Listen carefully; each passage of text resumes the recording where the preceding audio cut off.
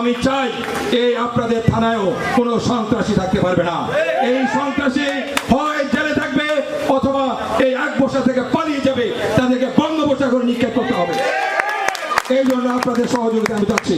সুতরাং আপনারা চলার পথে আপনাদের আশেপাশে যদি কোনো ধরনের চাঁদাবাজ, মাস্তান, সন্ত্রাস যত বড় শক্তিশালী হোক না কেন, তাদেরকে দেখা মাত্র আমাদেরকে তথ্য দিবেন, অথবা যদি পারেন সংখ্যায় যদি আপনারা বেশি হন, দুই একজন ছিনতাইকারী, সন্ত্রাসী, চাঁদাবাজ আপনারা দেখার সাথে সাথে ঘেরাও করে, পাকড়াও করে আমাদেরকে সংবাদ দিবেন।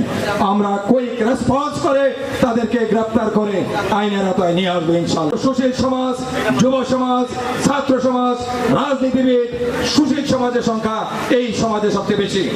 সুতরাং কি করতে হবে, যারা দুষ্কৃতিকারী আছে এই সমাজে অলিতে গলিতে অন্ধকারে বসে যারা চুরি, ডাকাতি, ছিনতাই, রাহাজানি, দর্শন, গণদর্শন করে, মাদক সেবন করে, মাদক ব্যবসা করে, চাঁদাবাজি করে, খুন করে, তাদের বিরুদ্ধে এই সুশীল সমাজের নাগরিকদেরকে নিয়ে আমি আইন শৃঙ্খলা রক্ষাকারী বাহিনীর একজন সদস্য হিসাবে 0 টলারেন্স ঘোষণা করছি। 0 টলারেন্স।